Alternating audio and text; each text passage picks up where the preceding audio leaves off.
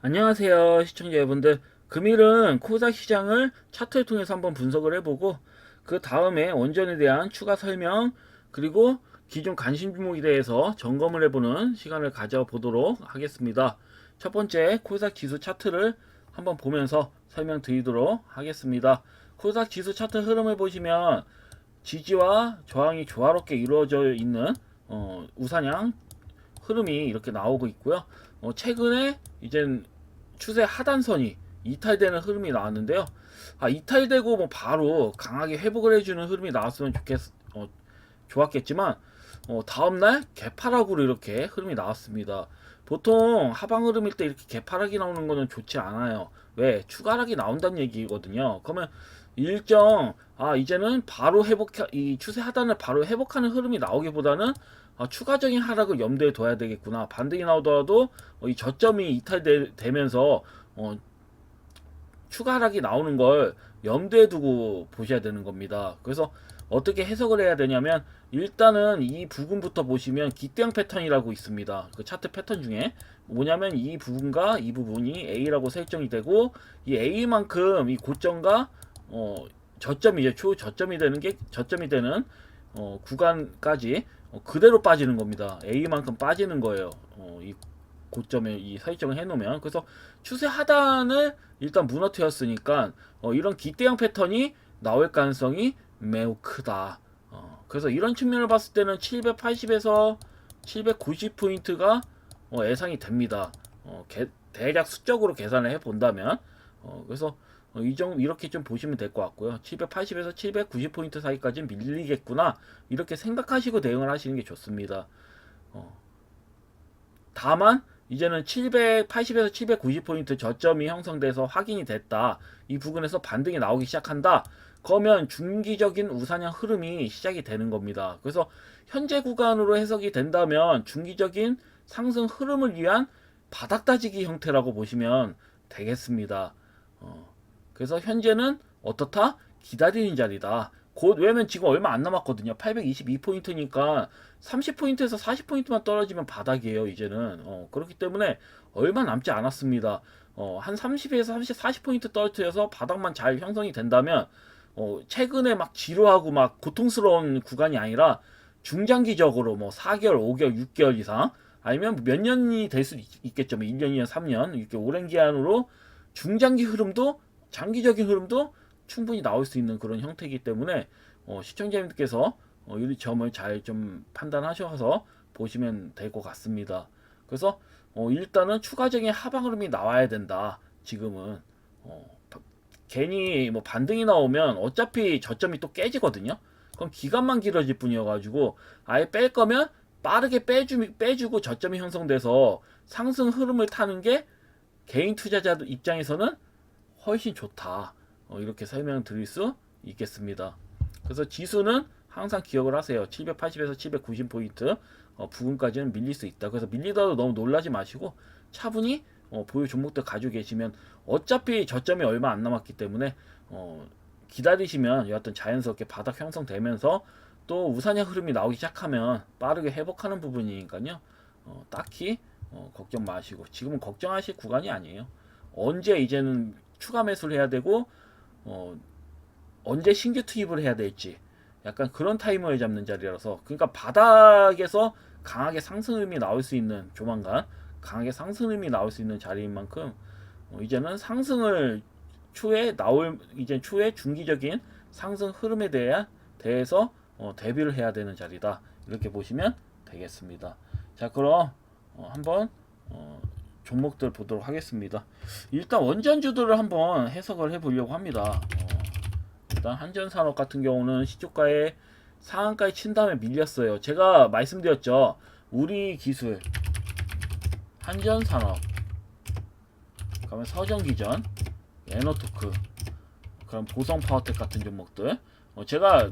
죄다 밀린다고 했죠. 왜냐면 이게 채권전 수주로 인해서 강하게 올라갔던 종목들, 특히 뭐 한전산업 같은 경우 우리기술이나 이런 종목들은 워낙 많이 갔어요. 이미 채권전 수주 기대감을 통해서 워낙 많이 갔기 때문에 어, 갭상승이 나온 다음에 밀릴 거라는 거에 어느 정도 예측이 됐습니다. 다만 찐수의 주도 있죠.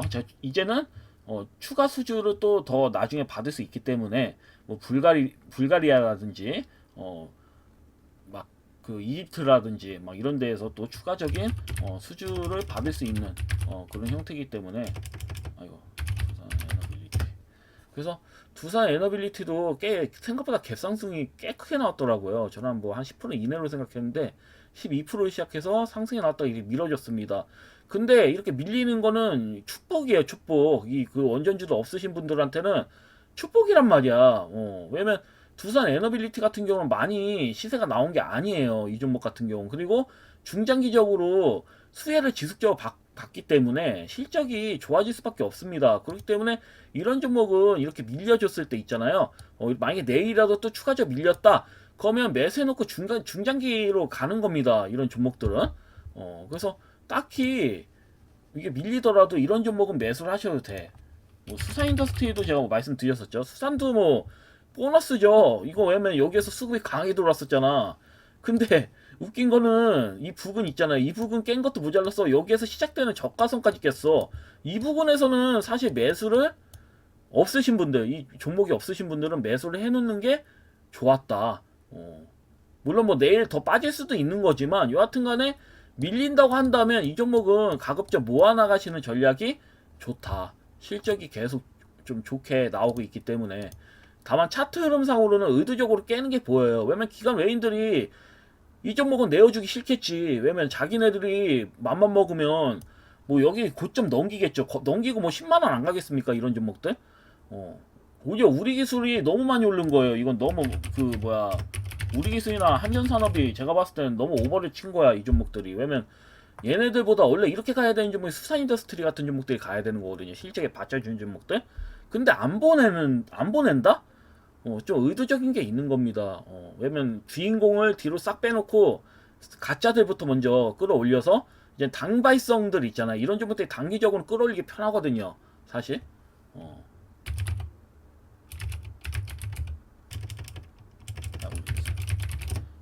단발적으로 끌어올리긴 쉬운 종목들이란 말이에요. 얘네들이 어째 보면은 그렇기 때문에 뭐 얘네들부터 먼저 끌어올린 거긴 한데 제가 봤을 때는 중장기적인 흐름을 봤을 때는 두산 인프라코어 같은 종목들을 보시는 게 아니 두산 인프라 죄송합니다. 자꾸 아우 헷갈려가지고 두산 에너빌리티 같은 종목들을 사실 보는 게 좋아요.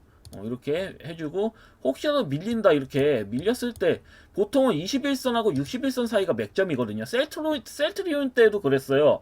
셀트리온이 바닥일 때 21선하고 61선 부근에서 맥점이 굉장히 잘 잡혔습니다. 그러니까 이렇게 이제 가잖아요.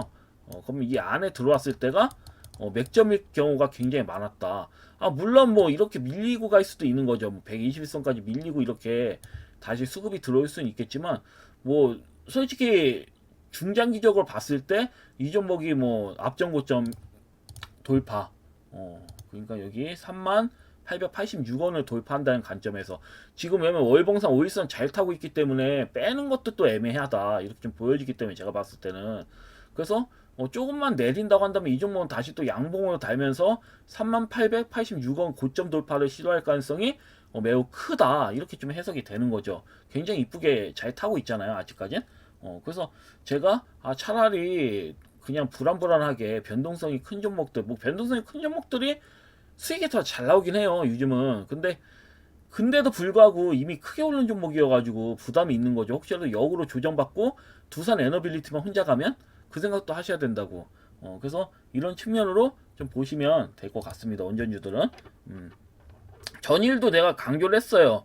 단기적으로 볼 거와 중장기적으로 볼 거하고는 갈라놔라.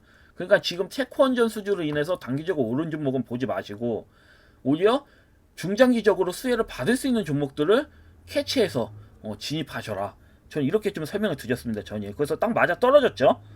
그래서 이 부분 좀 보시면 될 것 같고 자, 그리고 기존 간신 종목도 한번 보도록 하겠습니다. 첫 번째 종목은 GS글로벌. GS글로벌 예상대로 수급이 들어왔습니다. 제가 뭐라고 강조했나요? 이건 영상 무조건 다시 보세요. 3,000원 깨졌을 때부터 어떻다? 무조건 담아라.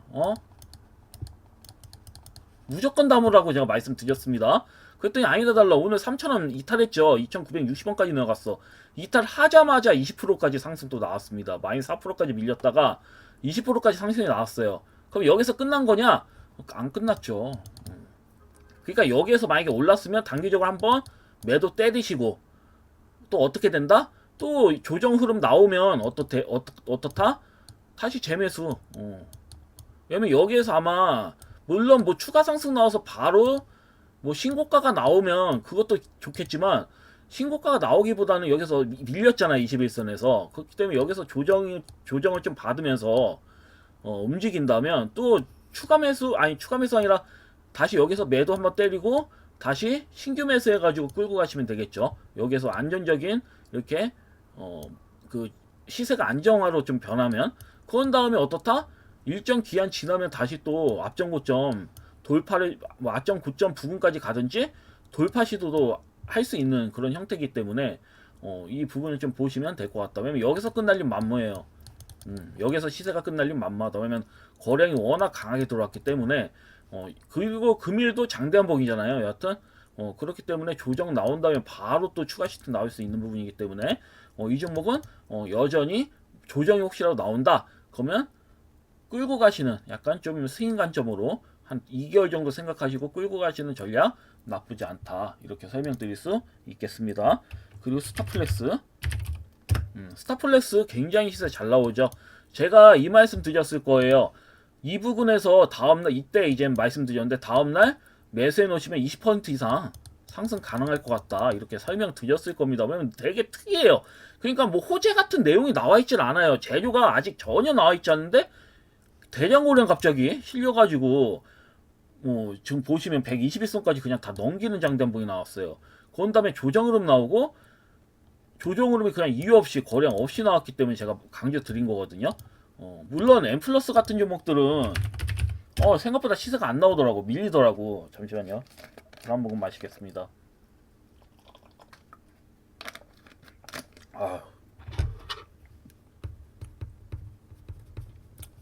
그래서 M 플러스 같은 경우는 아니 난 M 플러스가 먼저 사실 솔직히 말씀드려서 M 플러스가 먼저 갈 수도 있다는 생각했거든. 근데 안 가고 조정이 나오더라고요. 그리고 금일 심지어 지수의 영향 때문에 그런지 몰라도 지수와 비슷하게 개파락이 나왔습니다. 물론 뭐 지수와 달리 종목들은 개파락이 나와도 다음날 바로 갭매 끄고 시세가 나오는 경우도 굉장히 많아요. 그렇기 때문에 그리고 또 M 플러스 같은 경우는 우량해요. 굉장히 좀 우량하고 테슬라를 확실히 잡고 있기 때문에 거의 특정 부품을 독점 제공하고 있기 때문에 나쁘지가 않단 말이에요. 그리고 차트 흐름상으로도 확실히 흐름이 좋아요. 그 심지어 금일 21선까지 밀렸죠. 전 나쁘지 않다고 봅니다. 여전히 나쁘지 않다고 봐요. 이 종목은 기다리시면 어떻다? 모양 잡고 여기서 뭐 눌림 자리를 뭐 어떻게 하든 뭐 모양 잡고 앞전 고점 돌파도 충분히 나올 수 있는 종목이에요. 제가 봤을 땐 그래요. 제가 봤을 땐 그래서 매수를 하셨다면 이 종목은 끌고 가시면 돼요. 끌고 가시면 결국 신고가 나온다. 나중에 크게 수익을 보일 수 있는 종목이다. 이렇게 설명드릴 수 있겠습니다. 그래서 스타플렉스 같은 경우는 일단은 301선의 저항대를 맞았으니까 이 종목은 더 이상 보시면 안 돼요. 만약에 보유하고 계신다 하더라도 매도 때리신 게 맞습니다. 금일 뭐 아니면 전일이라도 매도 때리시는 게 맞아요. 전일 금일 매도 때리신 게 맞습니다. 뭐 더 간다 하더라도 보지 마요. 제가 생각하는 경우 왜냐면 지금 마땅한 재료가 나오지 않은 상태에서 끌어올린 거기 때문에 일단 301선 저항대에 맞았으면 이제 길게 맞은 거잖아요. 그러면 생각을 해보셔야 된다. 매도를 좀 하시는 쪽으로 가져가시는 게 좋고. 그러면 우정바이오는 제가 말씀드린 뒤로 한 15% 정도 갔다고 했죠. 이 부분에 설명을 드렸고요. 간신 종목으로. 그러면 15% 정도 갔습니다. 다만 저는 얍점 고점 넘긴다고 보는 입장이기 때문에 조금 더 지켜보셔도 된다라고 설명드렸었어요. 그래서 금일도 또 긴미꿀이 이렇게 나왔지만 어떻게 될지 모르겠습니다. 옆으로 해서 바로 슈팅이 나올 수도 있고 아니면 21선 부근까지 좀 닿아서 모양 잡고 신고가 나올 수도 있는 거죠. 다만 이런 종목은 뭐 적당히가 사실 좋아요. 우량한 종목은 아니고 약간 적자가 좀 있는 그런 종목들은 약간 잡주 계열로 저는 그냥 분류하거든요. 그래서 적당히 그냥 수익 내시는 전략도 나쁘진 않지만 실질적으로 차트 패턴을 봤을 때는 대량으로 이렇게 계속 뜨잖아요. 그렇기 때문에 지금은 그 다음에 밋밋한 흐름에서 지금 시세가 나온 거고요. 그래서 만약에 대량 거래가 터지면 슈퍼슈팅이 또 나올 수 있는 그런 형태이기 때문에 제가 말씀드린 겁니다. 여기서 끝날 리는 없다. 왜냐면 대량 거래 나온 뒤에 밋밋한 거래량으로 옆으로 기고 있는 거 봐선 그리고 앞전에 있는 거래량에 비해서 완전히 소폭의 거래량으로 이 양봉을 뚫잖아요. 그러면 매집이 굉장히 잘 돼 있다라는 거죠. 매집이 안 돼 있다. 개인들 악성 물량이 쌓여 있다. 그러면 이 부분에서 소장의 거래량으로 이 부분을 돌파 못 하죠. 이렇게 대량 거래량이 있는 이 부분을 소장 거래량으로 돌파할 수가 없죠. 근데 돌파를 한다라는 거는 이 물량이 대부분 누구의 물량이다? 이 종목을 관리하는 세력들의 물량이다. 이렇게 보시는 게 맞습니다. 그래서 이 점 좀 참고하셔가지고 보시면 될 것 같고요. 그다음에 한미글로벌, 한미글로벌 같은 경우에도 저는 나쁘지 않게 봐요. 이 종목은 시간 투자예요. 시간 투자. 시간 차이일 뿐 진입을 많이 하셨다 하더라도 크게 걱정하실 필요는 없어요. 한미글로벌은. 이건 제가 장담하고 말씀드립니다. 제 명예를 걸고 말씀을 드려요. 이 종목은 나중에 무조건 가요. 왜냐면 앞전 고점을 뚫면 슈퍼슈팅이 나올 수 있는 자리이기 때문에 지금은 조정을 보이고 있지만 시장 흐름에 의해서 조정을 보이고 있는 것 같아요. 그래서 조정을 보이고 있지만 결국은 소화 과정 거쳐서 상방으로 이 그 앞전 이 파란색 색깔 있죠. 앞전 고점 뚫어버린다면 강한 시세가 나올 수 있는 부분이에요. 그리고 아직 301선하고도 거리가 있기 때문에 충분히 추가 슈팅이 나올 가능성이 매우 크다. 이렇게 볼 수가 있습니다. 트럼프 관련주고 이제 러시아 우크라이나 재건 관련주기 때문에 전 트럼프가 이번엔 좀 이긴다고 보고 있기 때문에 여하튼 내용들이 지속적으로 아마 나오지 않을까 싶어요. 그래서 이 부분을 보고 좀 끌고 가시면 무리는 없어요. 왜냐면 지금 시장에 의해서 밀린 거지 종목에 의해서 밀린 게 아닙니다. 그래서 제 생각과 다르게 나오는 종목들이 상당수 있어가지고 조금 어이가 없었는데 무조건 제 말이 맞는 건 아니니까요. 제 말대로 바로바로 움직이는 건 아니니까. 그리고 삼진 L&D도 마찬가지예요. 오늘도 이렇게 수급 들어왔다가 시장이 별로였죠. 안 좋으니까 또 밑으로 밀리는 그런 형태인데 그래도 상관없습니다. 왜냐면 지금 저항대 다 넘겼잖아요. 121선까지 다 넘긴 상황에서 이제는 저항대 301선 남겨놓고 그러면 앞전에 대량 거래량 실려가지고 어떻다? 더 큰 거래량으로 이렇게 매집봉이 계속 떴었죠. 121선을 못 넘기는 이렇게 매집봉이 계속 뜨다가 대량 거래량 실리면서 121선이 돌파했어요. 그것도 신고가 형태로 나왔기 때문에 이 신고가를 추가적으로 돌파 못할 이유가 없습니다. 힘들게 신고가를 큰 자금을 뚫어버렸는데 세력들이 그러면 만약 추가 시세가 안 나온다고 한다면 이거는 세력들이 손해보는 행동이에요. 왜냐면 악성 물량, 개인들 물량을 여기에서 계속 개인들 물량이 나오기 때문에 밀린 거잖아요. 계속 못 넘기다가 억지로 개인들의 자금을 다 빨아먹고 121선을 도입한 거기 때문에 여기에서 만약에 추가 시세가 안 나온다면 세력들이 손해예요. 이거는 자기네들이 이제 개인들 물량을 받아서 악성 물량 받아서 억지로 이젠 그러니까 돈을 크게 이젠 투입을 해가지고 그냥 악성 물량을 받아먹어서 개인들의 물량을 받아먹고 끌어올린 부분이기 때문에 제가 봤을 때는 이 종목은 소화 과정이 끝난다. 소화 과정이 끝나고 나서는 한번 추가적으로 고가 돌파가 나올 가능성이 전 매우 크다고 봅니다. 그래서 금일 조정에 대해서는 이번 그 주에 나오는 조정에 대해서는 딱히 신경 쓰실 필요는 없다. 왜냐면 거래량에 비해서 지금 밋밋하죠. 조정이 나오는 그런 형태는 거의 거래량이 밋밋해요. 앞전에 거래량 비해서 이런 측면으로 보셔야 되는 거죠. 그래서 이 부분 좀 보시면 될 것 같습니다. 그리고 삼성공주 같은 경우에는 제가 봤을 때 계속 뭐라고 했나요? 이렇게 밀렸을 때는 뭐다? 추매를 하셔라. 추매를 하셔라. 이렇게 설명드렸어요. 왜냐면 어차피 저는 이 신고가 나온다고 보고 있기 때문에 무조건 추매하셔라. 이렇게 설명드렸습니다. 아무래도 냉각, AI 데이터 센터를 운영함에 따라서 냉각 시스템은 굉장히 중요해졌어요. 굉장히 중요하기 때문에 수혜를 안 받을 수가 없습니다. 그리고 이 종목은 PBR이 0.5배 정도밖에 안 돼요. 현재 이렇게 밀렸어도 지금 한 0.4배 되겠다. 그렇기 때문에 PBR도 낮습니다. 지금 크게 올라간 것처럼 보여도 성장성이 현대차와 이제 거래하는 물품이 그 냉난방 기기가 뭐 일정하게 뭐 냉난방 기기로만 일정하게 거래가 되기 때문에 성장성에 한계가 있었지만 이제 틀리죠. AI가 이제 들이밀면서 이 회사의 운명도 이제는 달라졌습니다. 약간 성장성이 두드러지게 나올 수가 있다.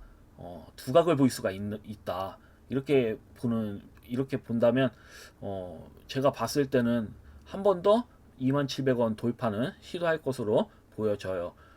그래서 GS글로벌이 뭐 급등이 나왔으니까 이 종목도 조만간 상방으로 강하게 급등하는 모습을 한번 나올 수 있겠습니다. 그래서 나와서 뭐 바로 가면 더 좋은 건데 보통은 이렇게 슈팅 한번 나오고 밀리고 옆으로 좀 기다가 나오는 경우가 많아요. 요즘은 소화 과정 좀 거치고 가는 경우가 많기 때문에 바로 가는 경우도 있긴 합니다. 바로 가는 경우도 있긴 한데 보통은 일정 호재가 없다면 옆으로 기어서 가요. 옆으로 기었다가 한 방에 슈팅이 나오는 경우가 많습니다. 그래서 매수해 두시면 어떻다?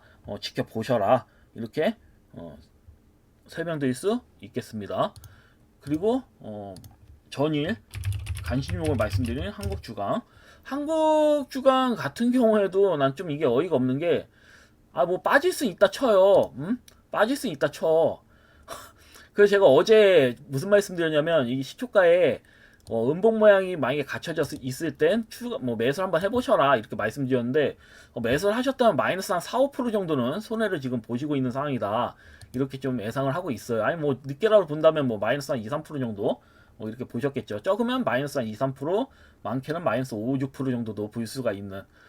그래서 저는 이 정도 빠질 줄 몰랐습니다. 근데 현재 구간을 봤을 때는 일단 300일선을 강하게 넘긴 상태에서 조정 흐름이 나온 거예요. 그리고 거래량이 어때요? 금일은 더 적죠. 전에 비해서 절반도 안 되는 거래량이 나왔습니다. 그렇기 때문에 제가 봤을 때는 소화 과정을 거치고 있다. 좀 더 이제 시장이 이러하니 좀 확인 사살을 하고 있다. 이렇게 좀 보는 거죠. 그래서 이런 측면으로 좀 보시면 될 것 같습니다. 그래서 저는 여전히 긍정적으로 봐요. 이 종목은 한국주강은 여기 왜냐면 이게 내일이라도 살짝 밀리는 척하면서 어떻다? 장대 한번 들이밀면서 앞전 고점 넘길 수도 있다고 보거든요. 뭐 안 넘기면 할 수 없는 거고 안 넘기면 여기서 소화 과정 거치고 갈 수도 있는 건데 여기서 확 밀리기보다는 상방으로 한번 신고가가 나오면서 슈팅이 나올 가능성이 저는 더 크다고 봅니다. 뭐 슈팅 뭐 바로 뭐 신고가 안 나온다 하더라도 뭐 이 정도 부분까지는 가지 않겠어요? 뭐 신고가 아니라도 고점 부분까지는 한번 슈팅이 나와줄 수 있는 구간이라고 보여지는 만큼 왜냐면 말이 안 돼요. 상식적으로 수급적인 베이스를 깔고 봐도 여기서 밀린다는 건 말이 안 됩니다. 여기서 밀리는 것 자체가 세력들이 손해보는 길이에요. 왜냐면 세력들이 300일선을 넘겼잖아. 300일 평균선을 넘겼다라는 건 오랜 기간 묵혀있던 평균가가 깨졌다는 소리예요. 평균가를 뚫었다는 소리란 말이야. 그러면 엄청난 자금을 끌어가지고 뚫었을 텐데 여기서 그대로 무너뜨린다? 누구 좋으라고 무너뜨려? 그래서 제가 봤을 때 이해가 좀 안 되는 부분이 많아요. 다만 이 종목의 본질적인 문제보다는 시장에 의해서 금일도 패닉이 걸릴 정도로 강하게 시장이 밀렸잖아요. 그러니까 세력이 일시적으로 손을 놨을 수도 있습니다. 왜냐면 어차피 끌어올려도 개인들이 급하게 매도할 수 있는 그런 심리. 왜냐면 개인들이 매도 심리가 강한 구간이잖아요. 그러니까 그때는 이제 세력들도 수급을 넣질 않더라고요. 잘 개인들이 좀 매도 심리가 강한 그런 구간에서는 시장에 의해서 봤을 때 그래서 시장 흐름을 봤을 때는 반등만 나오면 개인들이 본전만 나와도 매도하고 싶다 할 정도로 강하게 흔들었기 때문에 이렇게 의도적으로 그냥 손을 놓다 보니까 세력들이 신경 안 쓰고 손을 놓다 보니까 그냥 밀린 것 같아요. 전일 개인들이 들어온 개인들 꽤 있었을 겁니다. 이런 차트는 이뻐요. 위아래 중음봉이잖아요. 그러면 이거는 고점 돌파할 가능성이 굉장히 큰 그런 패턴이거든요. 패턴상 그 형태로 봤을 때는 그래서 개인들이 많이 따라 붙었을 텐데 안 올라가니까 개인들이 가뜩이나 지수도 밀리고 시세가 안 올리니까 개인들이 손절한 거다. 좀 이렇게 좀 판단이 됩니다. 왜냐면 거래량 밋밋하잖아. 세력들이 손절했으면 거래량이 많이 늘어났겠죠. 그런 측면은 아니니까 딱히 걱정하실 필요는 없습니다. 자, 일단 뭐 종목 점검은 네, 여기까지고요.